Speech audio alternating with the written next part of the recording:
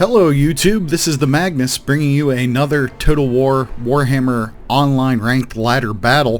This replay is of myself playing as the Beastmen, one of my favorites, which you've probably noticed. And I'm going up against Bretonnia.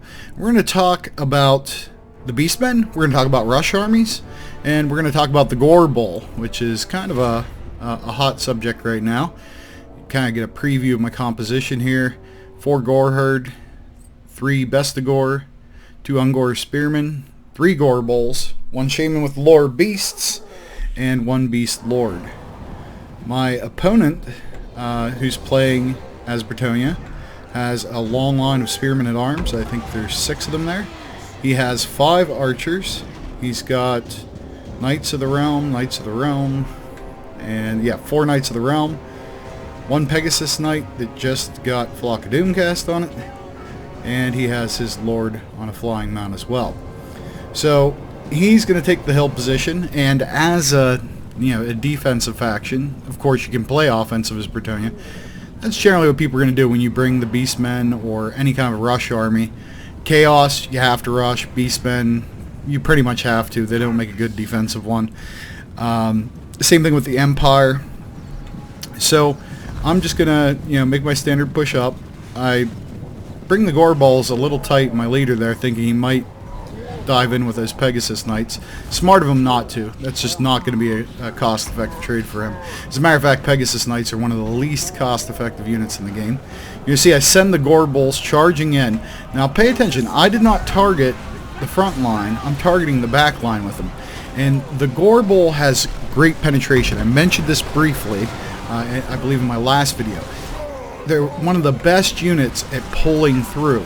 So what you want to do with them is target the squishy stuff. Go for the archers, go for the artillery, stuff like that, and they're going to break right through. And of course, leaders like the damsel. That is because maybe you've been using the Beastmen, you've been using the Gorebulls, and you haven't getting the results you see other people get. Well, that's a big part of it. You pull through, you start wrecking the back line, let your Bestigores, your Goreherd and whatnot handle the front. Now, if you look over here, just briefly, I want to mention I took a spear and also one of my Goreherd and sent them after his cav. I had them blocking this way here. I kind of end capped both of my spears.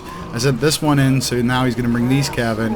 But these ones are still running away, and I'm putting his best units out of the game, chasing him with a 300 gold spear unit. That's a great trade for me. Now, I'm not, maybe you can't call it a trade because I'm not killing the guys, but I'm taking them out of the battle for far too long, and you're going to see things quickly shifting in my favor. To talk a little bit about the Gorebull as well, are they overpowered? That's a pretty popular question, and a lot of people seem to think they are. And one of the reasons is if they're used well, they are a great unit, and that pull-through ability is amazing. Like, they just have so much mass. I mean, really, what are they? They're a giant chunk of muscle. I mean, look at this meatball, right? I mean, that guy's going to go through stuff. So that, combined with the fact that you can put 2 potions on them, and a lot of times battles for the Beastmen are come down to where you just have, your Gorebulls or a couple of Gorebulls, and maybe another unit or 2. And so people tend to remember that end of the battle, and they're like, "But you pulled it off in the end," and they're like, "Wow, Gorebulls are OP." I don't agree. They're powerful, yes. I think without them being powerful, the Beastmen faction would pretty much suck. They would be a lot like Chaos, with better magic, though. So not quite as bad as Chaos, and some better units. But how do you counter the Gorebull? What's the way you get him? Well, the key to the Gorebull is he doesn't have much health, right? And we know he has breakthrough. So he can only break through, though, like infantry. If you put monsters or cav in his face, especially anti-large, he's not going to be able to pull through. You're going to be able to pin him down, and you need to use burst damage. So I'm going to use a term from like MMOs and stuff like that. But burst damage is the key to taking out a Gorebull, because he doesn't have a ridiculous amount of health like a giant or something like that. He doesn't have good armor, and he has 2 potions. So if you can break him real quick, so that they can't use the potion, you can kill him quick, and they won't seem nearly as OP to you anymore. So at this point, you can see I'm well in the lead. My opponents put up, a definitely giving it his best here. Smart of him to keep his lord in the air. A lot of people at this point panic. They send their lord in. I slaughter their lord and the battle's over. Of course, it's gonna end shortly anyways. But yeah, so we talked a little bit about how to use the Gorebull. We talked a little bit about how to stop the Gorebull. I hope that helps you guys out. It is a powerful unit, no question about it. But is it overpowered? I gotta go with no. I'm curious to hear what you guys think. So please put your comments in the video. Is the Gorebull overpowered? Is he just powerful like I tend to think, or do you have a different angle on it?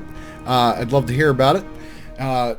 Real quick, looking at the conclusion here, his infantry, of course, did nothing. He's expecting a lot of large. That's why I like to bring a lot of infantry as the beastmen instead of bringing minotaurs, for example. His archers didn't do anything. His cav did well, but that's part of the deception when you play this kind of army, okay? You are only bringing foot troops on land, no flying, no cavalry, whatever. And at first it seems very counterintuitive to yourself. You're going to be like, oh, I don't have any flying, he has cav, I'm hosed, right? You're not hosed, okay? That's a natural response, but it's not true. What you have to do is think of it, I'm going to force the game to be played the way I want. So you're going to use things like the little trick with the spears to keep his cav out, or at least discourage them, or put a herding on them for a cheap price, right? And you're going to go straight for his lines. Go straight for those squishy guys with your Gorebulls. Get your infantry in there as quick as you can in an orderly fashion. Use the Flock of Doom to soften them up. And what you're doing is he's going to get to do things with his cav and his flying units, and he's going to get kills, right? But these guys are ridiculously expensive. They need a lot of kills, more than this, to get their value. So if you can push them out of the game, or delay them, slow them down, pin them down, and just hammer away at his range units, which here, 5 is a lot of range. Hammer away at his infantry line, get on his lords and leaders and stuff like that.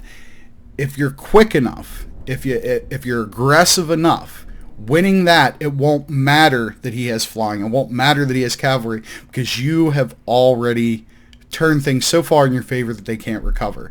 And you always have the Gorebulls who hang around for a long time for cleanup duty in the end. And a lot of people are going to say, oh, well, you're using OP Gorebulls or whatever. No, that's because they let you impose your will upon them, right? And play the way you wanted to play. So it looks OP to them because your Gorebulls are standing around all the way through the fight. But they don't realize you were fighting squishies most of the time. You had 2 health potions on the bad boys. And they agreed to play the way you wanted. He didn't retreat his infantry, right? He stood there and held the line. Not saying that's a bad choice. Not a knock against my opponent. But that's how you play a rush army. That's how you use the Gorebull. Stop him. Put something big and meaty with a lot of mass in front of him. He won't be able to push through. Pin him down. Burst DPS, put a bunch of damage on him. You can shoot a bunch of arrows or guns at him. You can put a couple of lords on him. You can put a couple of, put a giant or 2 or something like that on him. Just put your DPS down on him and get them out of there quick. And they won't be around towards the end of the game. Or rout all their friends. There's a lot of ways around it. It can be done. I don't think they're OP. I look forward to your thoughts. If the video helped you out at all, or you just enjoyed watching the battle, please like, please subscribe. And we'll see you soon, and thanks again. This is the Magnus.